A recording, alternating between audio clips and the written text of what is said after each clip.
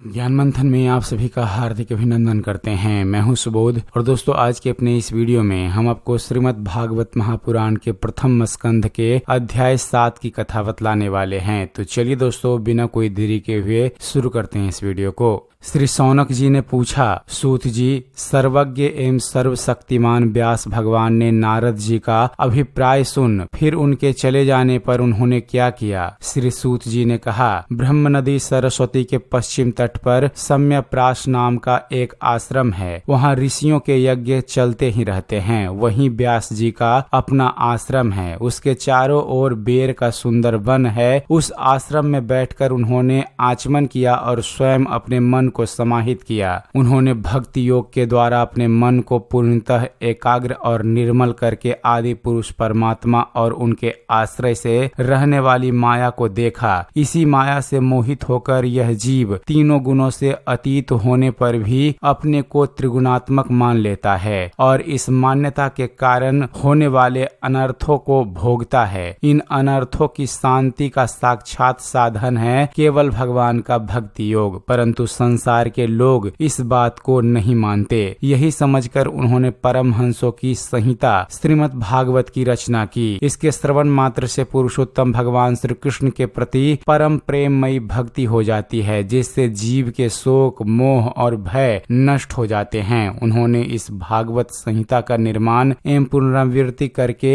इसे अपने निवृत्ति परायण पुत्र श्री सुखदेव जी को पढ़ाया। श्री शौनक जी ने तब पूछा, श्री सुखदेव जी तो अत्यंत निवृत्ति परायण हैं। उन्हें किसी भी वस्तु की अपेक्षा नहीं है। वे सदा आत्मा में ही रमन करते हैं। फिर उन्होंने किस लिए इस विशाल ग्रंथ का अध्ययन किया? तब श्री सूत जी ने कहा, जो लोग अज्ञानी हैं, जिनकी अविद्या की गांठ खुल गई है और जो सदा आत्मा में ही रमन करने वाले हैं, वे ही भगवान की हेतु रहित भक्ति किया करते हैं, क्योंकि भगवान के गुण ही ऐसे मधुर हैं जो सबको अपनी ओर खींच लेते हैं। फिर श्री सुखदेव जी तो भगवान के भक्तों के अत्यंत प्रिय और स्वयं भगवान वेद व्यास के पुत्र हैं। भगवान के गुणों ने उनके हृदय को अपनी ओर खींच लिया और उन्होंने उससे विवश होकर ही इस विशाल ग्रंथ का अध्ययन किया। हे शौनक जी, अब मैं राजश्री परीक्षित के जन्म, कर्म और मोक्ष की तथा पांडवों के स्वर्गारोहण की कथा कहता हूँ, क्योंकि इन्हीं से भगवान श्री कृष्ण की अनेकों कथाओं का उदय होता है। जिस समय महाभारत युद्ध में कौरव और पांडवों दोनों पक्षों के बहुत से वीर गति को प्राप्त हो चुके थे और भीमसेन की गदा के प्रहार से दुर्योधन की जांग टूट चुकी थी, तब अश्वत्थामा ने अपने स्वामी दुर्योधन का प्रिय कार्य समझकर द्रौपदी के सोते हुए पुत्रों के सिर काटकर उसे भेंट किए। यह घटना दुर्योधन को भी अप्रिय ही लगी, क्योंकि ऐसे नीच कर्म की सभी निंदा करते हैं। उन बालकों की माता द्रौपदी अपने पुत्रों का निधन सुनकर अत्यंत दुखी हो गई। उसकी आंखों में आंसू छलछला आए। वह रोने लगी। अर्जुन ने उसे संतावना देते हुए कहा, हे कल्याणी, मैं तुम्हारे आंसू तब पोंछूंगा जब उस आताताई ब्राह्मणधम का सिर गांडीव धनुष के बाणों से काटकर तुम्हें भेंट करूंगा और पुत्रों की अंत्योष्टि क्रिया के बाद तुम उस पर पैर रखकर स्नान करोगी। अर्जुन ने इन मीठी और विचित्र बातों से द्रौपदी को संतावना दी और अपने मित्र भगवान श्री कृष्ण की सलाह से उन्हें सारथी बनाकर कवच धारण कर और अपने भयानक गांडीव धनुष को लेकर वे रथ पर सवार हुए तथा गुरुपुत्र अश्वत्थामा के पीछे दौड़ पड़े। बच्चों की हत्या से अश्वत्थामा का भी मन उद्विग्न हो गया था। जब उसने दूर से ही देखा कि अर्जुन मेरी ओर झपटे हुए आ रहे हैं, तब वह अपने प्राणों की रक्षा के लिए पृथ्वी पर जहां तक भाग सकता था रुद्र से भयभीत सूर्य की भांति भागता रहा। जब उसने देखा कि मेरे रथ के घोड़े थक गए हैं और मैं बिल्कुल अकेला हूँ, तब उसने अपने को बचाने का एकमात्र साधन ब्रह्मास्त्र ही समझा। यद्यपि उसे ब्रह्मास्त्र लौटाने की विधि मालूम न थी, फिर भी प्राण संकट देखकर उसने आचमन किया और ध्यानस्थ होकर ब्रह्मास्त्र का संधान किया। उस अस्त्र से अब दिशाओं में एक बड़ा प्रचंड तेज फैल गया। अर्जुन ने देखा, अब तो मेरे प्राणों पर ही आ बनी है। तब उन्होंने श्री कृष्ण से प्रार्थना की। अर्जुन ने कहा, हे श्री कृष्ण, आप सच्चिदानंद स्वरूप परमात्मा हैं, आपकी शक्ति अनंत है, आप भक्तों को अभय देने वाले हैं। जो संसार की धधकती हुई आग में जल जाते हैं, उन जीवों को उससे उबारने वाले एकमात्र आप ही हैं। आप प्राकृतिक से परे रहने वाले आदि पुरुष साक्षात परमेश्वर हो। अपनी चित्त शक्ति अर्थात स्वरूप शक्ति से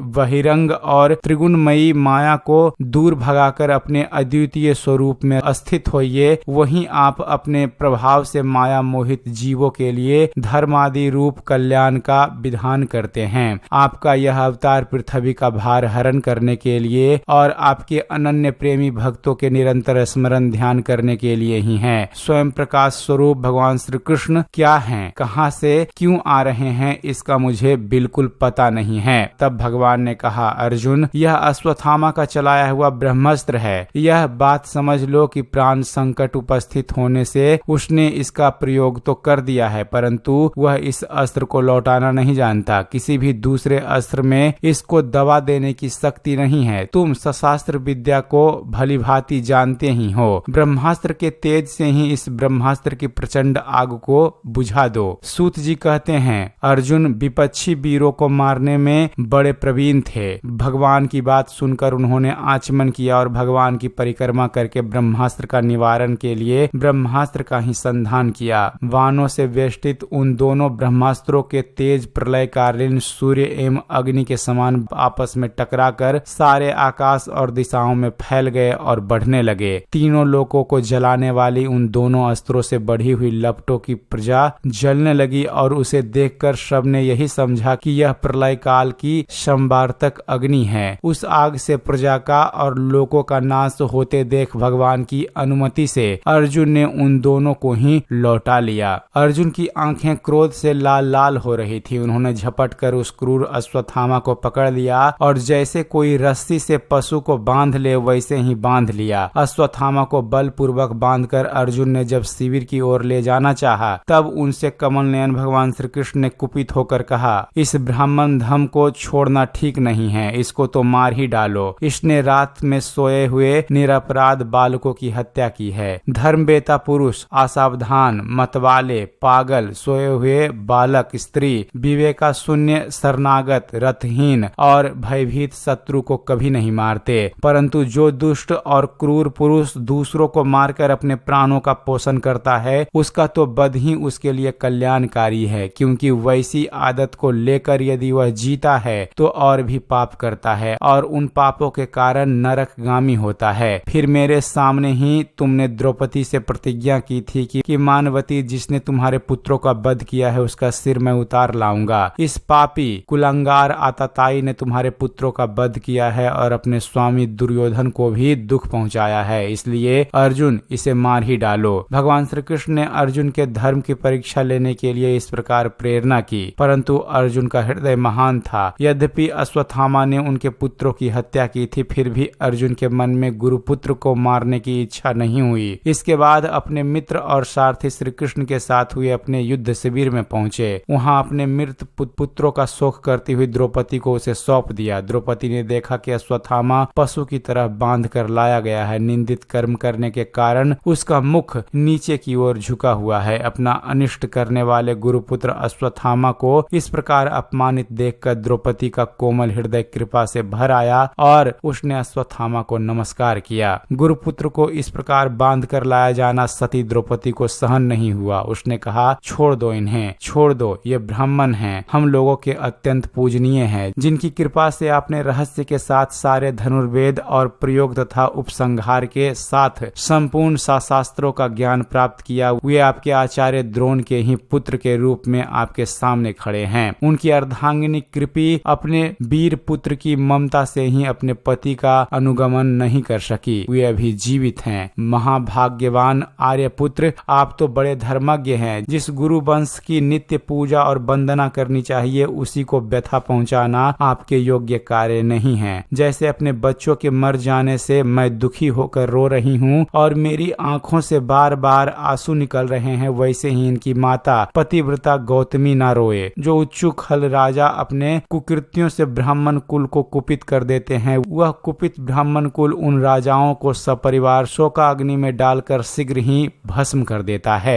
सूत जी ने कहा, शौनक आदि ऋषियों, द्रौपदी की बात धर्म और न्याय के अनुकूल थी, उसमें कपट नहीं था, करुणा और समता थी। अतएव राजा युधिष्ठिर ने रानी के इन हित भरे श्रेष्ठ वचनों का अभिनंदन किया। साथ ही नकुल, सहदेव, सात्यकी, अर्जुन, स्वयं भगवान श्री कृष्ण और वहां पर उपस्थित सभी नर नारियों ने द्रौपदी की बात का समर्थन किया। उस समय क्रोधित होकर भीमसेन ने कहा, जिसने सोते हुए बच्चों को न अपने लिए न अपने स्वामी के लिए बल्कि व्यर्थ ही मार डाला, उसका तो वध ही उत्तम है। भगवान श्री कृष्ण ने द्रौपदी और भीमसेन की बात सुनकर और अर्जुन की ओर देखकर कुछ हंसते हुए अर्जुन से कहा। भगवान श्री कृष्ण बोले, पतित ब्राह्मण का भी वध नहीं करना चाहिए और आताताई को मार ही डालना चाहिए। शास्त्रों में मैंने ही ये दोनों बातें कही हैं, इसलिए मेरी दोनों आज्ञाओं का पालन करो। तुमने द्रौपदी को संतावना देते समय जो प्रतिज्ञा की थी उसे भी सत्य करो, साथ ही भीमसेन, द्रौपदी और मुझे जो प्रिय हो वह भी करो। सूत जी कहते हैं, अर्जुन भगवान के हृदय की बात तुरंत ताड़ गए। उन्होंने अपनी तलवार से अश्वत्थामा के सिर की मणि उसके बालों के साथ उतार ली। बालकों की हत्या करने से वह स्त्रीहीन तो पहले से ही हो गया था, अब मणि और ब्रह्म तेज से भी रहित हो गया। इसके बाद उन्होंने रस्सी का बंधन खोलकर उसे शिविर से बाहर निकाल दिया। मुंड देना, धन छीन लेना और स्थान से बाहर निकाल देना, यही ब्राह्मण धर्मों का बद्ध है। उनके लिए इससे भिन्न शारीरिक बद्ध का विधान शास्त्रों में नहीं है। पुत्रों की मृत्यु से द्रौपदी और पांडव सभी शोकातुर हो रहे थे। अब उन्होंने अपने मरे हुए भाई बंधुओं की दहादी अंत्येष्टि क्रिया की।